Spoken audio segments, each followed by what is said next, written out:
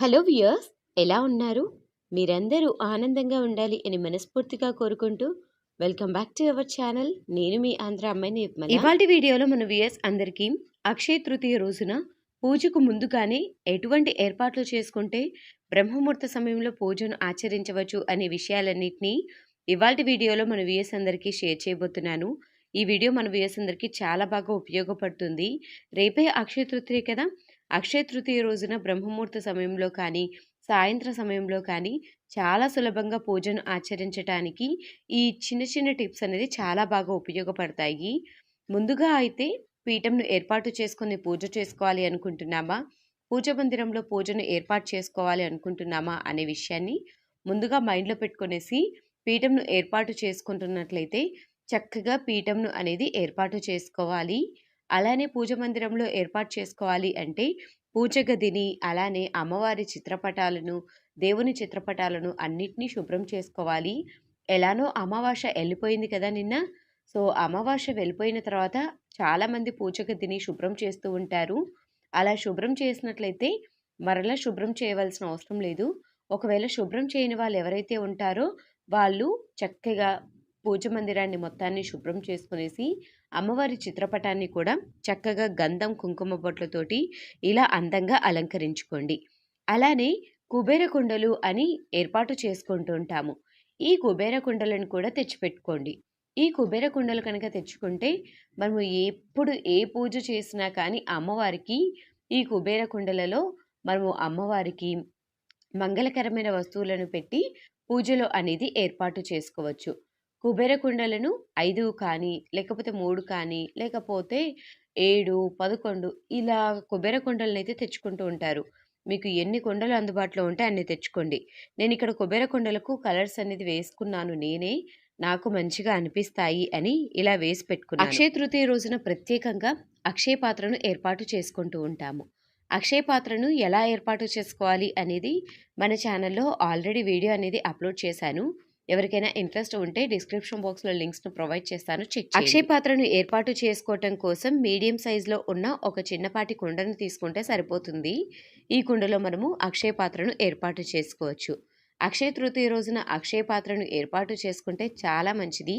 అందుకోసమే ఇలా చక్కగా అక్షయ పాత్రను ఏర్పాటు చేసుకునేసి ప్రత్యేకంగా అక్షయ తృతీయ రోజున పూజలో ఏర్పాటు చేసుకోండి. అక్షయ తృతీయ రోజున కుబేర కుంజంను కూడా ఏర్పాటు చేసుకుంటూ ఉంటాము. కుబేర కుంచంలోకి బియ్యము, నాణ్యాలు, మంగళకరమైన వస్తువులు, పసుపు కొమ్ము, ఖర్జూర, పుష్పాలు వీటిని ముందుగానే మనం సిద్ధం చేసి పెట్టుకోవాలి. ఈ ప్రాసెస్ మొత్తం మీరు చేసుకోవడానికి కొంచెం టైం అయితే పడుతుంది. కానీ పేషెన్సీ తోటి ముందుగా అన్నీ ప్లాన్ చేసుకునేసి చేసుకుంటే ప్రతి ఒక్కటి కూడా చాలా సులభంగా చేసుకోవచ్చు. మన ఛానల్లో ప్రతి ఒక్కటి ఎలా చేసుకోవాలి, ఎలా అనేది చాలా సింపుల్ మెథడ్లో చూపించాను. వీడియోస్ మీకు కనుక యూస్ఫుల్ అవుతాయి అనుకుంటే తప్పకుండా డిస్క్రిప్షన్ బాక్స్లో లింక్స్ను ప్రొవైడ్ చేస్తాను, చెక్ చేయండి. కుబేర కొంచెం తయారు చేసుకోవడం కోసం రాగి, ఇత్తడి, వెండి వర్ణాలలో ఉన్న గ్లాస్ కానీ బౌల్ కానీ తీసుకో. ఏ పూజ చేసినా ముందుగా గణనాథుని పూజించాలి కాబట్టి పసుపుతో చేసిన గణేశుణ్ణి కానీ లేకపోతే చిన్నపాటి విగ్రహాన్ని కానీ ముందుగానే ఏర్పాటు చేసుకోండి. ఏ ఇంట్లో అయినా కానీ ఇలా చిన్న గణేశుడు అయితే ఉంటారు. అలా గణేష్ లేకపోతే చక్కగా పసుపుతో చేసిన గణనాథుని ఏర్పాటు చేసుకోండి. అదే విగ్రహం ఉంటే విగ్రహానికి చక్కగా పసుపు కుంకుమలతోటి అందంగా అలంకరించుకోండి. లక్ష్మీ అమ్మవారి విగ్రహాన్ని కానీ లేకపోతే లక్ష్మీ అమ్మవారి రూపు కానీ కాయిన్ కానీ ఏది ఉన్నా కానీ ఈరోజు పూజలో ఏర్పాటు చేసుకోవటం కోసం సిద్ధం చేసుకోండి. లక్ష్మీ అమ్మవారిని పూజ గది శుభ్రం చేసుకునేటప్పుడే అమ్మవారికి చక్కగా గంధం కుంకుమ బొట్లను ఏర్పాటు అమ్మవారి ముందు కలశాన్ని ఏర్పాటు చేసుకుంటాము. ఆ కలశానికి రాగి చెంబును, ఇత్తడి, వెండి మీకు ఏది అందుబాటులో ఉంటే ఆ వర్ణం కలిగిన ఒక చెంబును అయితే తీసుకోండి. చెంబు కింద ఏర్పాటు చేసుకోవటం కోసం ప్లేట్ను, అలానే పైన అమ్మవారిని, తమలపాకులను ఏర్పాటు చేసుకోవటం కోసం ఇంకొక ప్లేట్ను ముందుగానే సిద్ధం చేసుకోండి. అక్షయ తృతీయ రోజున బంగారం కొంటూ ఉంటారు. బంగారం బదులుగా అమ్మవారికి ప్రీతికరమైన మంగళకరమైన వస్తువులను తెచ్చుకోవటం వల్ల లక్ష్మీ కటాక్షం లభిస్తుంది. అందుకోసం అమ్మవారికి ప్రీతికరమైన వస్తువులలో పసుపు, కుంకుమ, గంధము, అక్షంతలు, పచ్చకర్పూరము, జవాది పౌడర్, రోజ్ వాటర్ అమ్మవారి ముందు ఏర్పాటు చేసుకోవటం కోసం కాయిన్స్ను లేకపోతే చిట్టి గాజులను కానీ పెద్ద సైజు గాజులను కానీ అమ్మవారికి ఈరోజు ఏర్పాటు చేసుకున్నా కానీ అమ్మవారి అనుగ్రహం అనేది లభిస్తుంది. వీటితో పాటు హారతి కర్పూరాన్ని కూడా మనం కలశంలో వేయటానికి ఉపయోగిస్తాము. అలానే అమ్మవారికి హారతి ఇవ్వటానికి కూడా ఉపయోగిస్తాం కాబట్టి అన్నిటినీ ఇందులోనే ఏర్పాటు చేసి ఒక ప్లేట్లో సిద్ధం చేసి పెట్టుకుంటున్నాను. వీటిని ఇలానే ప్లేట్లో పెట్టద్దండి, ఇలానే ప్లేట్లో పెడితే కరిగిపోతాయి.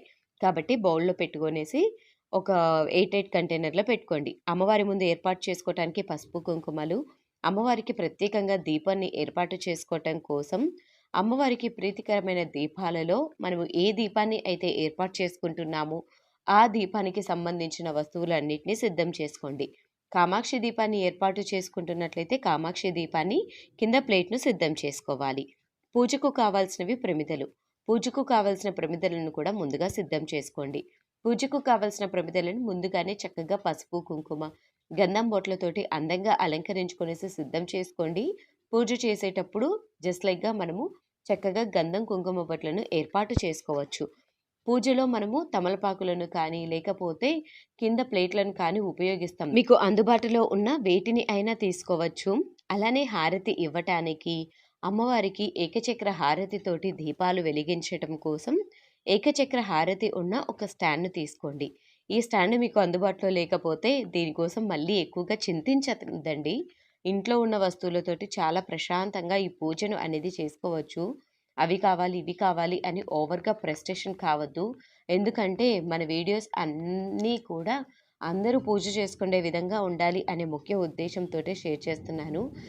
ఒకవేళ మీకు హారతి ఇచ్చేటానికి కానీ లేకపోతే ఏకచక్ర హారతి ఇవ్వటానికి లేకపోతే చక్కగా అగరబత్తులతోటి దీపాన్ని వేసుకోవచ్చు. నేను ఇక్కడ పంచహారతిని ఇస్తే చాలా మంచిది అని చెప్పాను. పంచహారతి స్టాండ్ కనుక ఉంటే పంచహారతిని ఇలా ఇవ్వండి.